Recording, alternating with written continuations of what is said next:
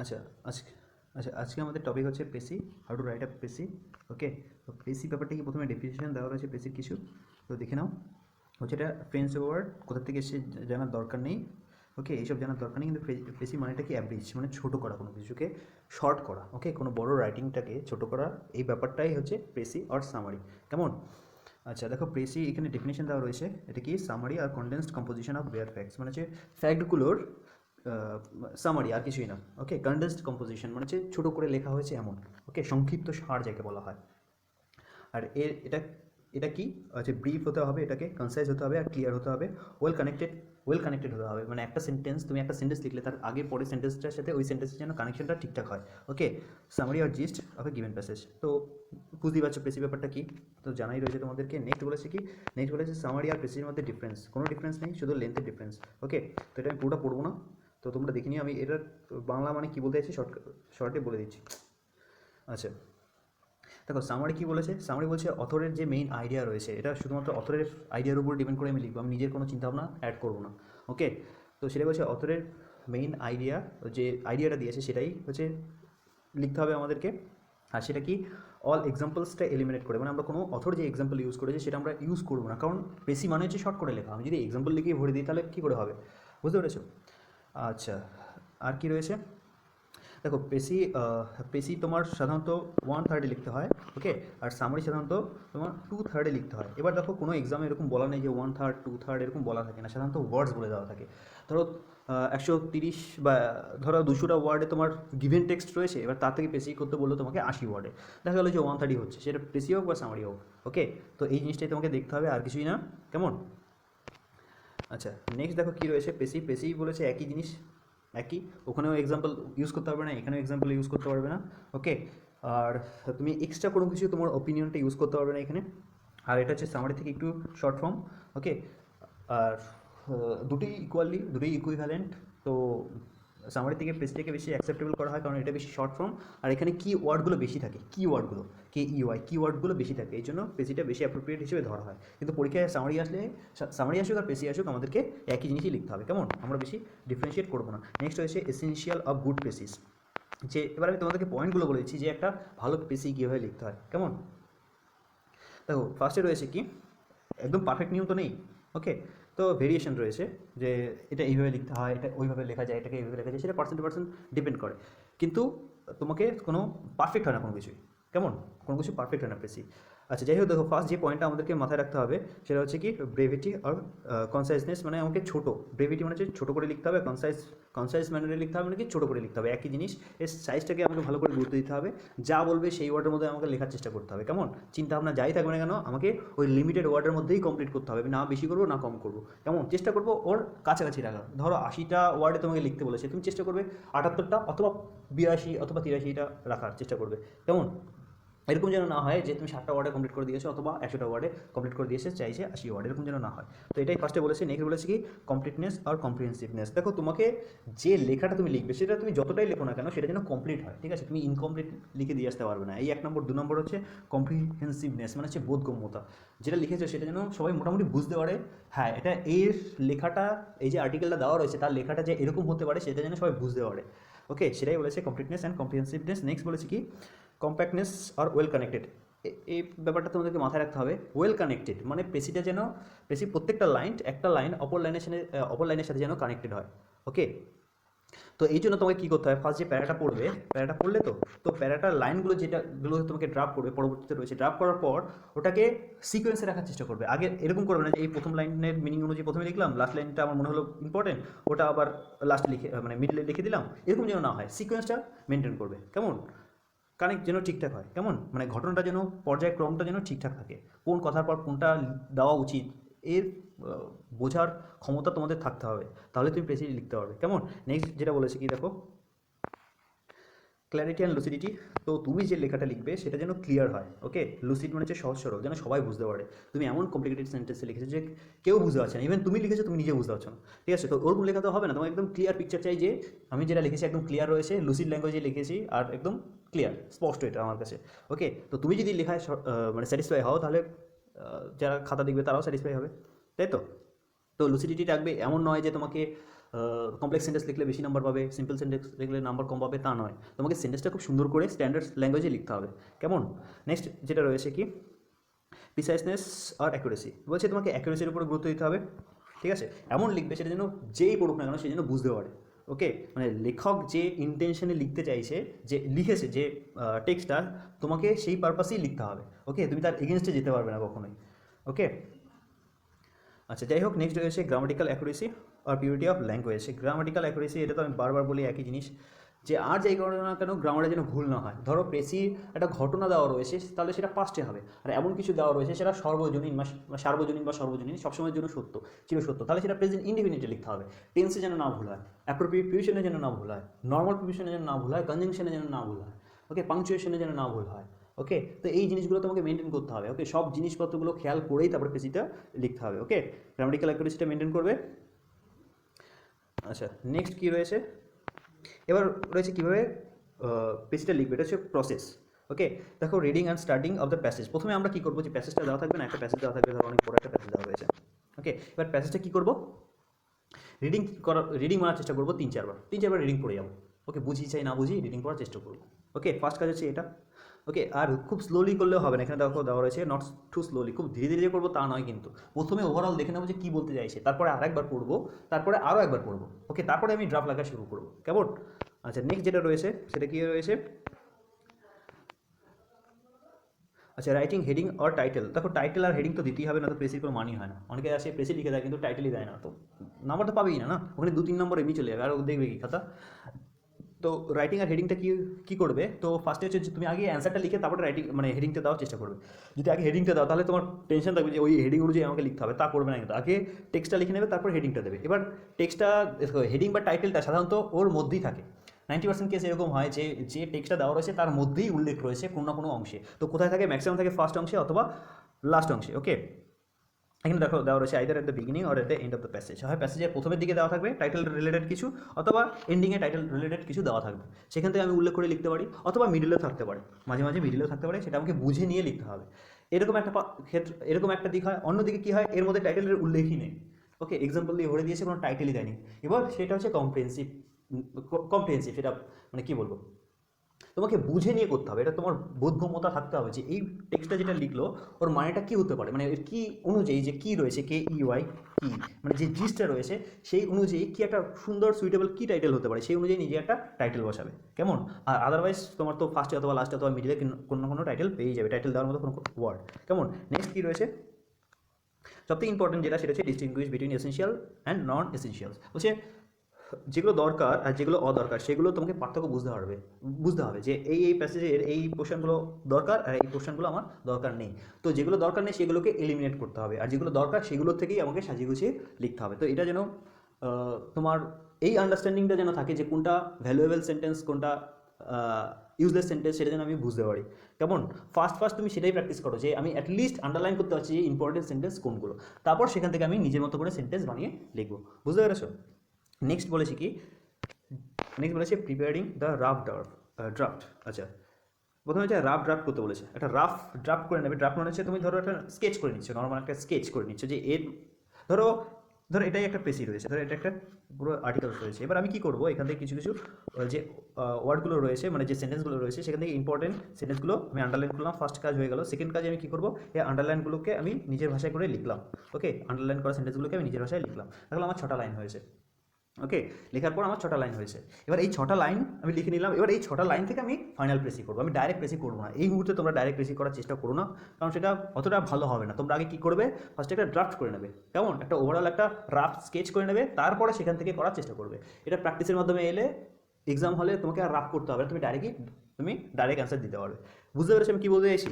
Very good. Next দেখো কী রয়েছে, finalising the পেসি। এবার ফাইনালাইজ করতে হবে তোমাকে। ওকে, এবার দেখো সেটাই বলেছে যে তোমার লাইন তুলে তুমি ধরো 6টা লাইন লিখেছো। ওকে, তোমার ড্রাফট করা হয়ে গেছে। এবার এখান থেকে ধরো তুমি 6টা লাইন লিখেছো, 1 2 3 4 5 6। এবার এখান থেকে তোমাকে কী করতে হবে, ওখানে ধরো 130টা ওয়ার্ড রয়েছে, তো তোমাকে 1/3 কত, 40টা ওয়ার্ড। তো 40টা ওয়ার্ডে লিখতে হবে এই 6টা লাইনের মধ্য থেকে। বুঝতে পেরেছো? তো সেই অনুযায়ী নিজের মতো করে সাজিয়ে গুছিয়ে লিখবে। যদি প্রয়োজন হয় এখান থেকে কোনো লাইন বাদ দিতে পারো বা অন্য কোনো লাইনও আনতে পারো, তোমার উপরে ডিপেন্ড করে। ওকে, আর এখানে যে ওয়ার্ড রয়েছে অ্যাজ ইট ইজ দিয়ে দেবে, যে ওখানে রয়েছে আমি এখান থেকে কিছু তুলে দিলাম, ওই লাইন কিছু তুলে দিলাম, দিয়ে মোটামুটি একটা প্রেসিং করে দিলাম, এরকম কিন্তু একদমই হবে না। তোমাকে মানে পড়ে বুঝে নিজের মতো করে গ্রামাটিক্যাল এররগুলোকে অ্যাভয়েড করে তারপর তোমাকে লিখতে হবে। বুঝতে পেরেছো কত হ্যাপা? নেক্সট ফাইনাল যেটা রয়েছে সেটা হচ্ছে spelling check and word count. লেখার পরে ম্যাক্সিমাম স্টুডেন্ট যারা আমাকে পাঠাও তারা এটাই ভুল করো, চেক আর করো না, না গ্রামার চেক করো না স্পেলিং চেক করো। তো তো বুঝতেই পারছো তোমাদের কী হবে। তো ওয়ার্ড কাউন্ট তো ওটা করার চেষ্টা, মানে ওটা করা বন্ধ করো, কারণ বুঝতেই পারছো কম্পিটিশনের বাজার, তোমাকে একদম পারফেক্ট হতে হবে। ওকে, তো স্পেলিং চেকটা একদম কনফার্ম, আর ওয়ার্ড কাউন্টটাও দেখে নেবে। ওয়ার্ড কাউন্টটা অতটা বেশি গুরুত্বপূর্ণ নয়, কারণ মোটামুটি একটা অ্যাপ্রক্সিমেট আইডিয়া করে বলা যায় যে এটা এত ওয়ার্ডের মধ্যে রয়েছে, বা তুমি ওয়ার্ড তোমার লেখাটা এইভাবে কাউন্ট করবে, এখানে 5টা ওয়ার্ড রয়েছে আর এদিক থেকে 3টে লাইন রয়েছে, এটা 3 5 15 এইভাবে করে কাউন্ট করে নিতে পারো। কারণ যে এক্সামিনার রয়েছে সে অতটা ভালো করে চেক করে না যে কতগুলো ওয়ার্ডে লিখেছো, সে জাস্ট লেন্থটা দেখবে যে তুমি যে লেন্থটা লিখেছো সেই লেন্থটা ঠিকঠাক আছে কিনা। কেমন? তো এই জিনিসগুলোকে তোমাকে মেনটেন করতে হবে প্রেসি লেখার জন্য। আচ্ছা, এবার দেখো এখানে একটা প্রেসি রয়েছে। ওকে, প্রেসিটা আমি পরের স্লাইডে বলছি। কেমন? আচ্ছা, এখানে দেখো একটা প্রেসি রয়েছে, তো প্রেসিটা একটু ভালো করে দেখো। আচ্ছা, রয়েছে trees bear the scorching sun and provide cool and comforting shade to others. বুঝতেই পারছো যে গাছপালা যেগুলো রয়েছে সেগুলো প্রচণ্ড রোদ সহ্য করে, আর কি আর হচ্ছে আমাদেরকে কি ঠান্ডা আর কমফোর্টিং শেড দেয়। Okay, cool and comforting shade to others.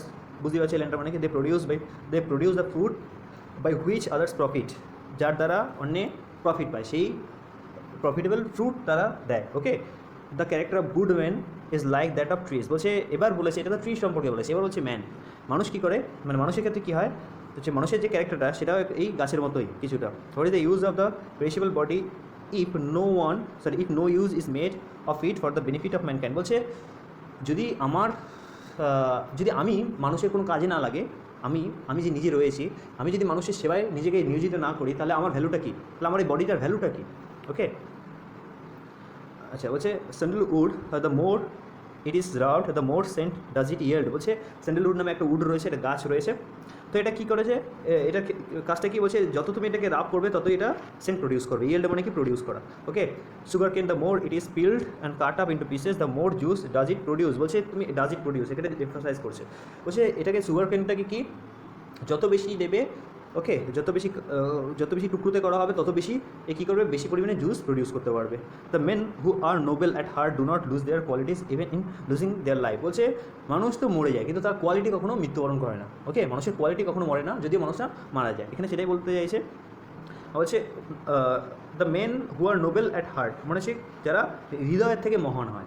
ওকে, আচ্ছা, নেক্সট কী রয়েছে, what matters whether men praise them or not. বলছে it doesn't matter at all whether some other people praise them or not. বলছে অন্য লোক তাদেরকে praise করুক অথবা না করুক, এটা তাদের কাছে কোনো ম্যাটার করে না, তারা শুধু লোকের সেবা করে যায়, লোকের জন্য তারা বেঁচে থাকে। বুঝতে পেরেছো? আর এই জন্যই তাদের হয়তো শরীরের মৃত্যু হয়ে যায়, কিন্তু তাদের কোয়ালিটি বা তাদের যে গুণ তার কখনো মৃত্যু হয় না, এই জন্য তারা মরেও বেঁচে থাকে। ওকে, আচ্ছা, নেক্সট দেখো কী রয়েছে। আচ্ছা, What difference does it make whether they die at this moment or whether their lives are prolonged? বলছে যে what difference does it make whether they die at this moment, whether their lives are prolonged? বলছে তাহলে কোন জিনিসটা পার্থক্য করে যে তারা এই মুহূর্তেই মরে গেল নাকি তারা সারা জীবন বেঁচে থাকবে, কোন জিনিসটা তাদের পার্থক্যটা করে দেয়। ওকে, হ্যাপেন হোয়াট মে, বলছে যাই হোক না কেন, those who trade the right path will not set food in any other direction. বলছে যারা সৎ পথে চলে তারা কখনোই অন্য পথে চলবে না। ওকে, তো সেটাই বলছে যে যারা অনড় থাকে নিজের পথে তারা অনড়ই থাকবে। বুঝতে পেরেছো? সে তোমার সিচুয়েশন যাই হোক না কেন।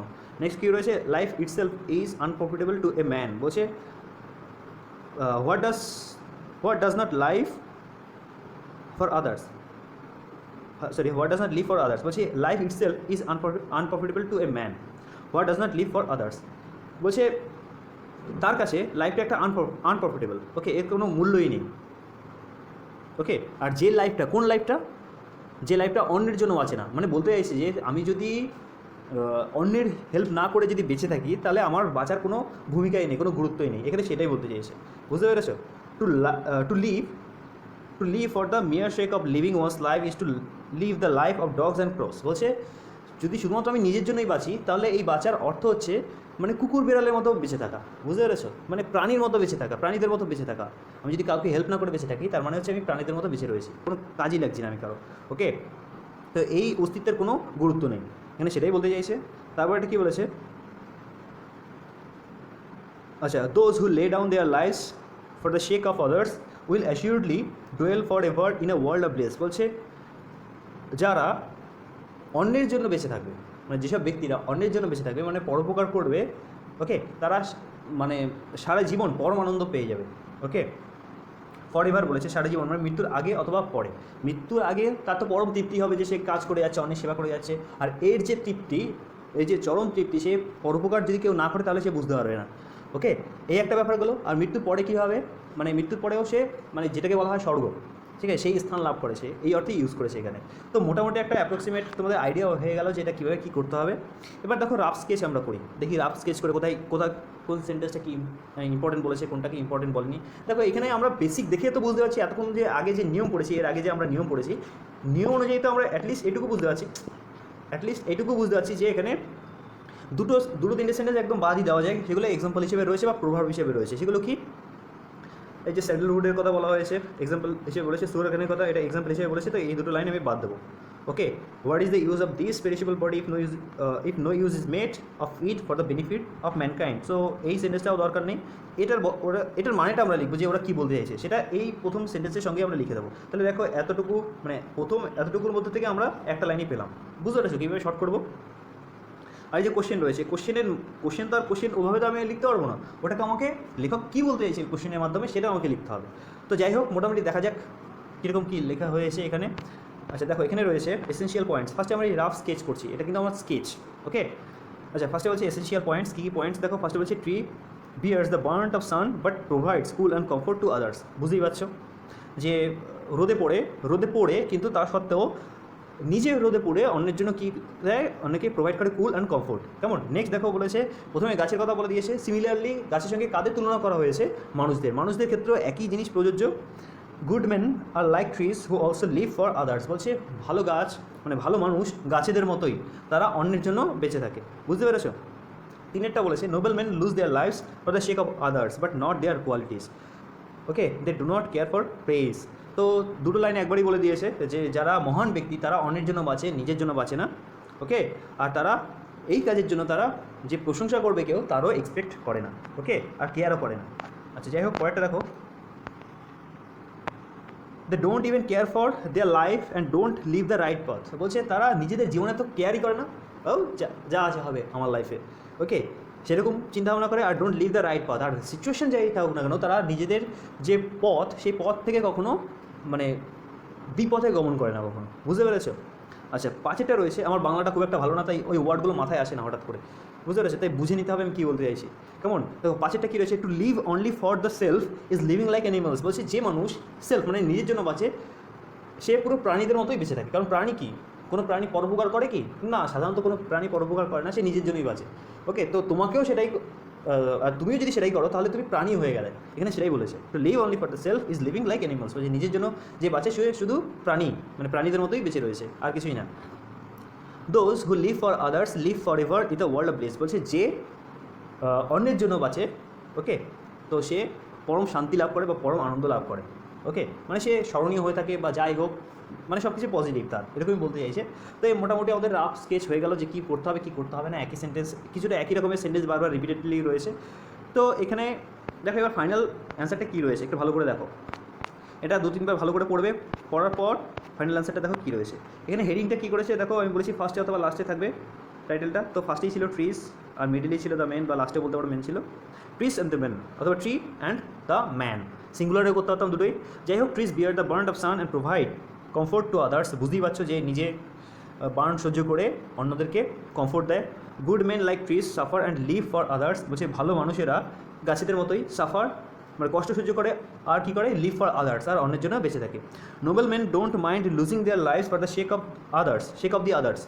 আচ্ছা যাই হোক, বলছে যারা মহান ব্যক্তি তারা কি নিজেদের লাইফের কেয়ার করে না।